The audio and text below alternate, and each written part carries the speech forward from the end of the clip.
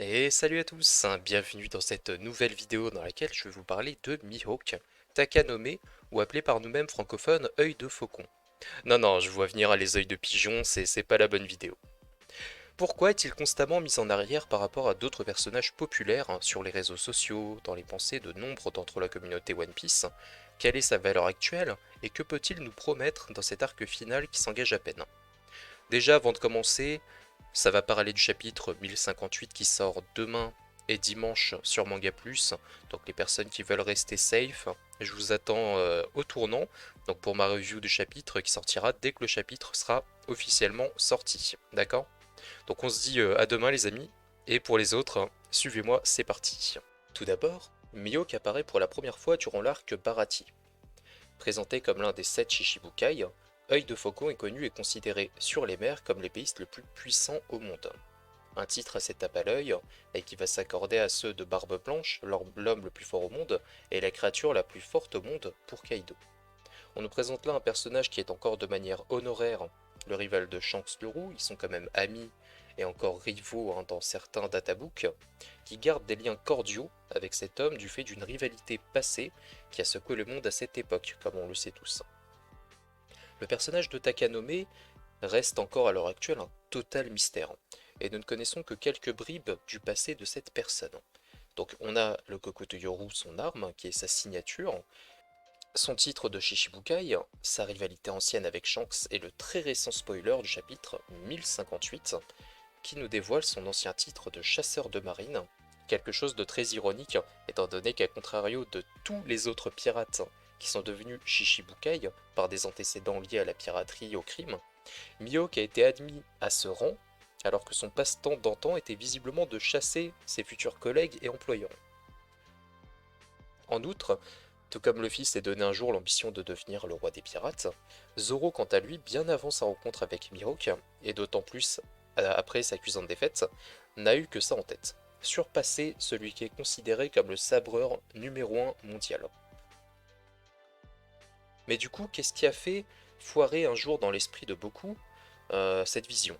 J'ose le dire, les rapports de puissance, se reposant sur des faits de surface, sans chercher à comprendre une œuvre de manière logique et narrative, a placé Mihawk bien en dessous de ce qu'il pourrait encore nous proposer à l'heure actuelle. Car je le rappelle dès maintenant.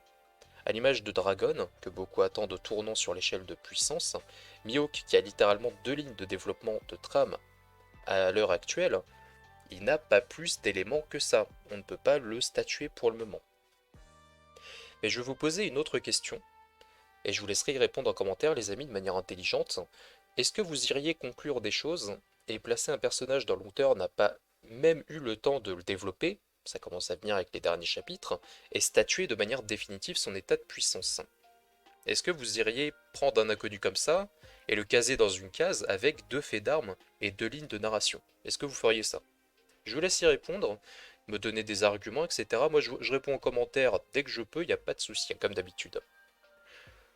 Plongeons-nous, en attendant, dans le puits abyssal dans lequel se réfugient tous ceux qui veulent conclure un niveau pour Mihawk, l'arc de Marineford.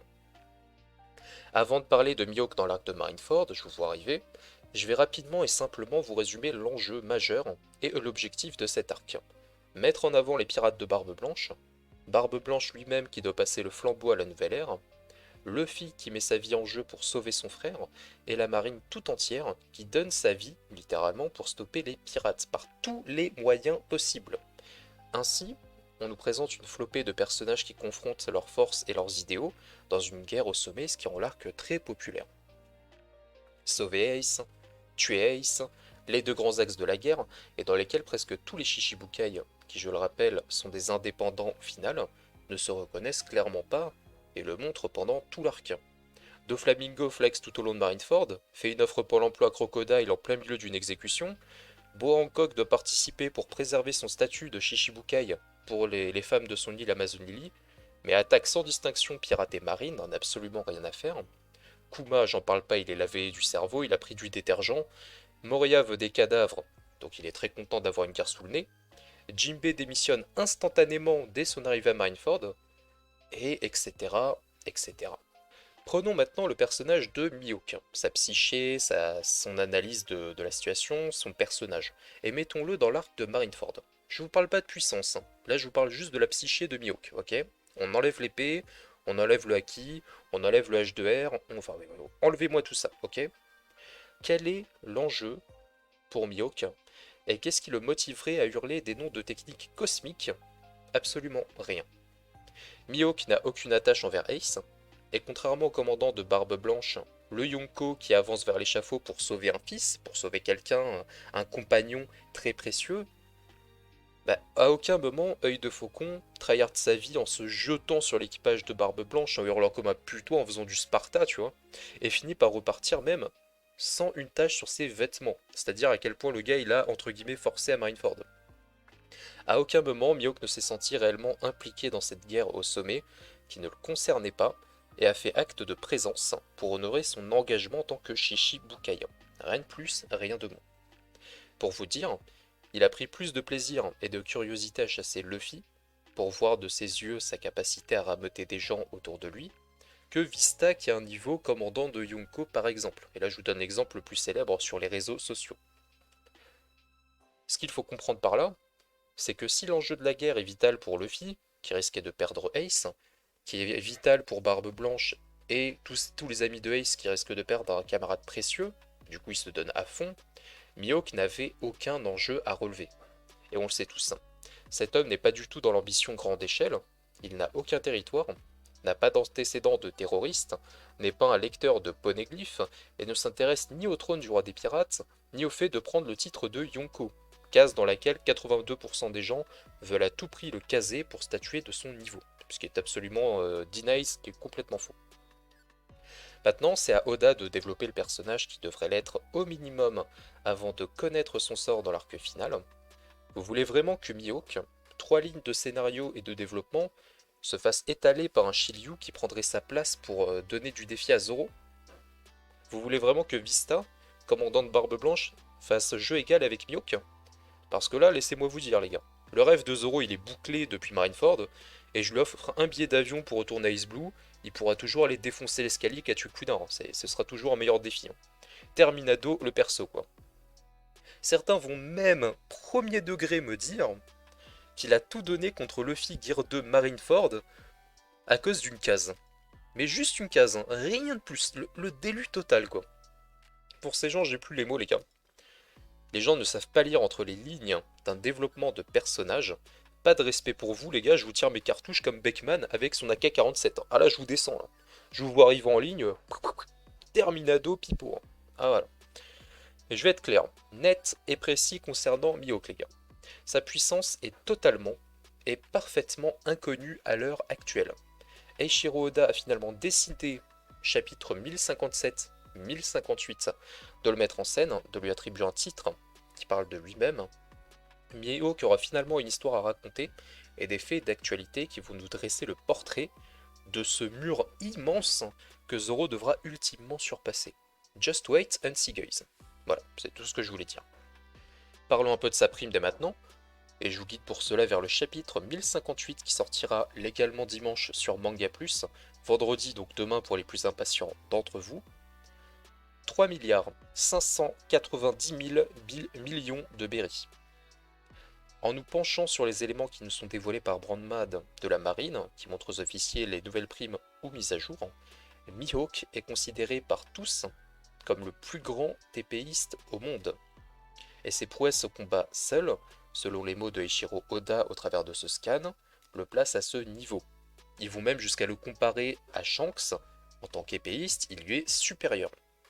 A contrario de Baggy ou de Crocodile, pour lesquels leur prime s'explique par le fait d'avoir rallié Crocodile et Mihawk sous sa coupe, en plus de son affiliation à Roger pour Baggy, et un homme de la pègre pur et dur, très classe, hein, d'ailleurs grand respect pour Crocodile, mais un max de Crocodile dans les commentaires, qui a su rallier à sa cause du lourd la mafia pour créer sa guilde, c'est un véritable mastermind. Donc on a un contraste entre des personnes qui ont fait des faits criminels, des antécédents criminels, et un gars qui flex et qui est primé à 3 milliards 6 juste pour sa puissance. J'ai rien d'autre à dire. Dernier point pour tous ceux qui doutent encore et qui pensent que Mihawk se bat sans haki Et juste à l'épée, juste le skill, vous êtes d'élu. Et je vais vous expliquer pourquoi. Après tous les chapitres où on a vu Zoro utiliser le haki, après le petit flashback où Mihawk fait comprendre à Zoro qu'il est important, primordial, de maîtriser le haki, après la découverte de Zoro qui induit ses lames de haki des rois, vous pensez toujours que le sabreur numéro 1 mondial n'utilise pas de haki et que le haki n'est pas une compétence d'épéiste? Simple question. Vous pensez vraiment que Mihawk, quand il affronte des gens, il leur dit non, mais si tu utilises le haki, c'est que tu triches, ou que si tu utilises un fruit du démon, c'est que tu triches? Vous pensez vraiment ça? Moi, je vous laisse y répondre, et je continue. Mihawk est aussi fort, c'est mon avis, qu'un empereur, mais il n'a pas l'équipage, ni la flotte, ni les territoires. C'est clairement dit par Brandman, Mihawk il a sa prime pour ses faits individuels. Terminé. Mihawk est peut-être même plus fort que Shanks, j'ose le dire, j'ose maintenant. C'est parti, j'ai un fait factuel du manga, j'ose le dire.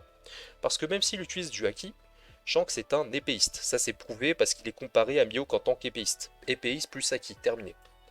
Et donc factuellement avec ce qui a été annoncé dans le chapitre, il peut pas être plus fort que Mihawk. C'est A plus B est égal C terminado. C'est mon interprétation, et c'est l'interprétation de Brandman. Voilà. Donc Brandman, supérieur, voilà, terminé. Si Mihawk est l'épéiste le plus fort du monde sans haki et fruit du démon, pourquoi a-t-il enseigné à Zoro la maîtrise du haki? Logiquement, il aurait pas dû le faire, il aurait juste dû lui montrer des techniques au sabre. Rien de plus, rien de moins. On n'a toujours pas vu le haki de Mihawk, mais c'est sûr que son niveau de maîtrise de haki est au moins au même niveau que celui de Shanks. À ce niveau, c'est impossible que ce soit autrement. Il va falloir s'y faire les gars, mais Mihawk individuel, sans territoire, sans flotte, sans commandant, ni affiliation à Xebec ou Roger, est supérieur, égal supérieur, à Shanks individuel. Il a 3,6 milliards sur la tête, Shanks a plus de 4 milliards en comptant toutes ses affiliations, ses territoires et ses exploits machin. Je ne dis rien de plus.